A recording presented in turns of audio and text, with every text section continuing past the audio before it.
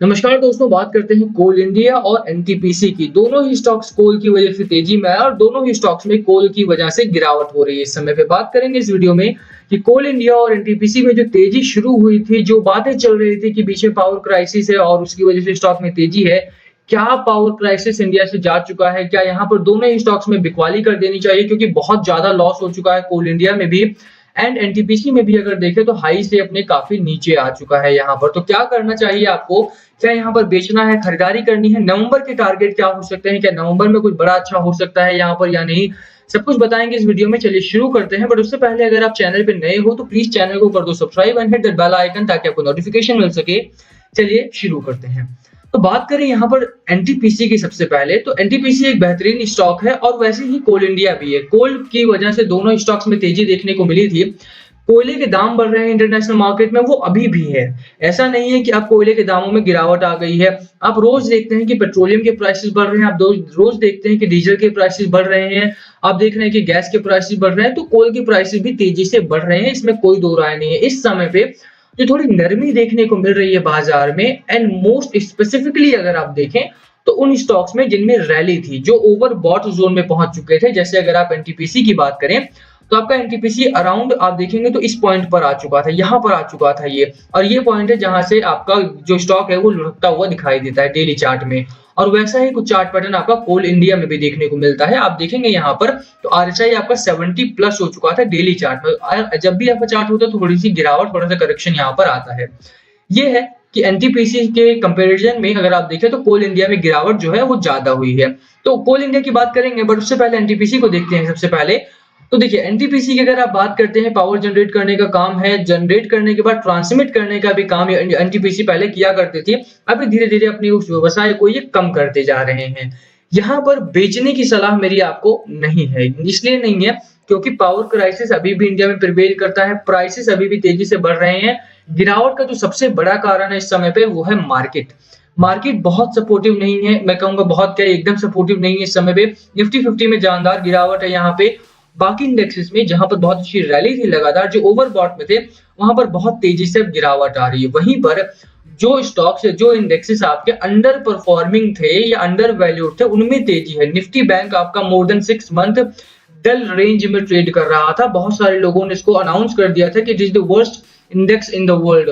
ठीक है, उसके बावजूद अब आप देखिए कि निफ्टी बैंक को सेंसेक्स से कंपेयर किया जाने लगा है कि Nifty bank is going to be the next Sensex, जो कि 50,000 60,000 क्रॉस टच करने वाला है। ठीक है, तो ओवरऑल अगर आप देखेंगे तो बाजार के हालात अभी भी आपके हाथ में है, चाहे आपने एनटीपीसी हाथ में लिया है, चाहे कोल इंडिया हो, टाटा पावर हो, अडानी ग्रीन हो, कोई भी स्टॉक हो जो बहुत अच्छी रैली में था अब गिरावट में है। होल्ड करने की मेरी सलाह आपको रहेगी। होल्ड क्यों करना है? क्योंकि एनटीपीसी की बात करें, फंडामेंटली कंपनी काफी स्ट्रांग है। यहाँ पे अगर आप देखते हैं रेवेन्यू के तौर पे दिसंबर 2018 से लेकर के जून 2021 रेवेन्यू 30,000 करोड़ का कर दिया है। नेट प्रॉफिट आप देखते हैं 2600 करोड़ से बढ़ करके लॉकडाउन में भी 3400 करोड़ तक आ गई है कंपनी। लॉकडाउन के बीच में भी कंपनी ने लगातार प्रॉफिट दिया है। सितंबर क्वार्टर के रिजल्ट का वेट है, इस वजह से थोड़ा सा न्यूट्रल पैटर्न जरूर बना रहा है स्टॉक आजकल। अदरवाइज स्टॉक में आपके तेजी है। यहीं पर फंडामेंटली आपने देखा, यहाँ पर फाइनेंशियली देखा, शेयर होल्डिंग की अगर आप बात करते हैं तो शेयर होल्डिंग के तौर पर भी कंपनी आपको देखिए सितंबर क्वार्टर में एफआईआईज ने बहुत अच्छी यहाँ पर खरीदारी की है। एफआईआईज ने अपनी शेयर होल्डिंग को बढ़ाया है। यही बड़ा कारण है कि दैट आई एम सेइंग कि आपको एनटीपीसी शेयर्स को होल्ड करना चाहिए। Do not sell the stock in hurry, do not sell the stock in panic, otherwise you going to regret it. ठीक है, आप लिख के रख लीजिए, अगर आप इसे बेचते हैं तो you are going to regret it. थोड़ा सा आपको संभालना पड़ेगा, सब्र करना पड़ेगा। आपका जो सपोर्ट है इस समय पे वो 142 के आसपास का है। बात करें तो यहाँ तक आपका सपोर्ट लेता हुआ दिखाई देगा। पहला जो आपका एक टारगेट है वो 153 का है। इससे ऊपर अगर आप बात करते हैं नवंबर के टारगेट की, तो नवंबर का टारगेट है आपका 164 165 रुपीज का। ठीक है, ओवरऑल अगर आप देखें तो मार्केट आपका काफी करेक्ट हो चुका है, आरएसआई काफी करेक्ट हो चुका है, तो इससे नीचे की गिरावट मैं एक्सपेक्ट नहीं कर रहा हूँ। डेली चार्ट की बजाय अगर आप वीकली पर भी देखते हैं तो वीकली भी आपका काफी ठीक ठाक दिखाई देता है। वही बात मैं जो कह रहा हूँ कि ओ देखिए आप यहाँ पर ओवरबॉट जोन साफ तौर पर दिखाई देता है। कैंडल आपका काफी बोलिंजर से बाहर है, साफ तौर पर यहाँ पर गिरावट होनी ही थी। तो वो आपको सब्र कीजिए यार, पेशेंस रखिए। Market is all about patience and possibility. तो यहाँ पर आपका प्रॉफिट बनेगा, but you have to wait for that. ठीक है, तो थोड़ा सा वेट कीजिए। 165 का टारगेट लेकर के बने रहिए बाजार में। एनटीपीसी आपको विश्वास रखिए कि एनटीपीसी में अगर आप पैसा रखते हैं अगले 2 साल 3 साल 4 साल, तो यहाँ से आपको बहुत बेहतरीन प्रॉफिट मिलेगा। क्योंकि जो ट्रेंड आया है इस समय पे पावर का, जिस तरह से पावर जनरेशन और पावर कंजम्पशन का ट्रेंड बदला है, एनटीपीसी में आपको बहुत तगड़ा प्रॉफिट होने वाला है यहाँ पर। तो 165 का नवंबर का टारगेट लेकर के बने रहिए बाजार में। बात करते हैं कोल इंडिया की। यहाँ पर कोल इंडिया में सिमिलर पैटर्न देखने को मिलते हैं। अगर आप बात करें तो वही ओवरबॉट जोन और वही गिरावट, और यहाँ पर सपोर्ट की अगर आप बात करते हैं, जहां पर आपका सपोर्ट है वहां मैं बता देता हूं एक बार। देखिए स्टॉक आपका इस समय पर सपोर्ट ले रहा है 174 रुपीज का। इफ इट स्टेज हियर, ये आपके लिए एक अच्छा पॉइंट बन सकता है। 90 मूविंग एवरेज के नीचे आ चुका है, अंडर वैल्यूएशन में जा रहा है स्टॉक आपका। एक चीज जो अभी भी अच्छी है वो ये कि 1 लाख करोड़ का मार्केट कैप अभी भी इसने अपने नाम कर रखा है। गिरावट है बट दैट डजंट मीन कि आपको यहाँ पर ऑफलोड करना है। एक सिमिलर पैटर्न मैं आपको दिखाता हूँ। यहाँ पर फंडामेंटली कंपनी अगर आप देखते हैं तो कंसिस्टेंटली यहाँ पर ग्रोथ दिखाई देती है। लॉकडाउन के बीच में भी कंसिस्टेंट रेवेन्यू रहा है इसका। प्रॉफिट की आप बात करते हैं तो प्रॉफिट भी कंसिस्टेंट रहा है, क्योंकि लेबर इंटेंसिव स्टॉक है आपका। एनटीपीसी जहां पावर जनरेशन और ट्रांसमिशन का काम करती है, कोल इंडिया जो है आपका उससे पहले का काम संभालती है, माइनिंग वगैरह का काम करते हैं। तो यहाँ पर लेबर इंटेंसिव इंडस्ट्री है, उसके बावजूद भी कंपनी ने एक भी क्वार्टर में आपको लॉस नहीं दिया है। उल्टा अगर आप मार्जिन की बात करते हैं तो 20% का मार्जिन है एक माइनिंग कंपनी में, जो कि बहुत गजब का मार्जिन हो जाता है। ठीक है, तो फाइनेंशियली कंपनी बहुत अच्छा कर रही है। वहीं पर अगर आप शेयर होल्डिंग की बात करें तो शेयर होल्डिंग के टर्म्स में भी एफआईआई एफपीआई ने अपनी शेयर होल्डिंग को बढ़ाया है। अगर आप म्यूचुअल फंड की बात करते हैं, they have also increase the share holding.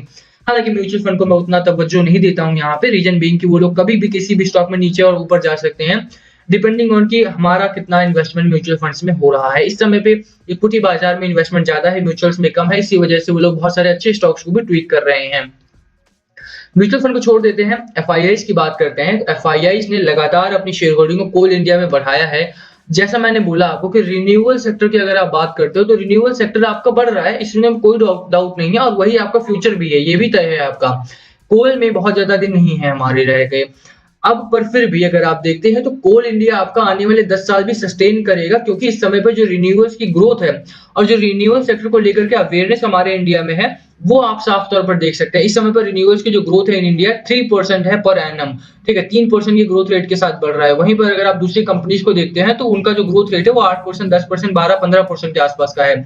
आप कोल इंडिया को ही देखिए तो 20% का मार्जिन यहाँ पर लेकर के बैठा है, और इनका मार्केट शेयर भी बहुत गजब का है। दुनिया की सबसे बड़ी कोल माइनिंग कंपनी है कोल इंडिया।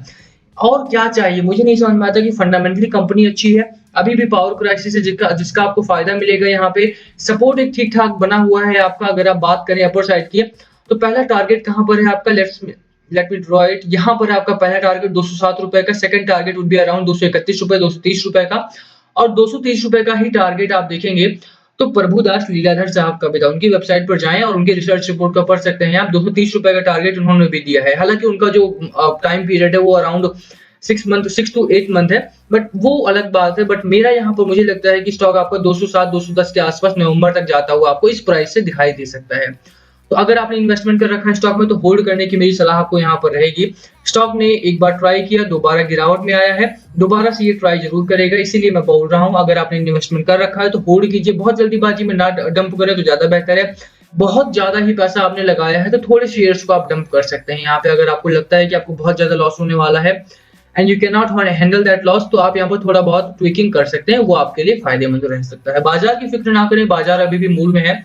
जहां पर कुछ इंडेक्सेस ओवरबॉट की वजह से गिरावट में है, वहीं पर बाकी इंडेक्सेस में तेजी है, और यही मूड मोमेंटम बनता रहेगा। एफआईआईज अभी भी बिकवाली में ही है, बट डीआईआई थोड़ा सा कन्वर्ट हुए हैं। रिटेल इन्वेस्टर बाइंग कर रहा है, यहाँ पर पैसा आ रहा है बाजार में, और पैसे की वजह से ही अंडर परफॉर्मिंग स्टॉक्स में रैली है। खरीदारी करने की मेरी सलाह यहाँ पर नहीं है, बट यस होल्ड कीजिए आप स्टॉक्स को। मैंने आपको नवंबर के टारगेट्स दे दिए हैं। आई होप ये वीडियो आपको पसंद आया हो। वीडियो यहीं खत्म करते हैं। पसंद आए तो लाइक करना, चैनल पे नए हो तो सब्सक्राइब किए बिना मत जाना। Thank you for watching and please comment में अगर कुछ पूछना हो तो। Thank you.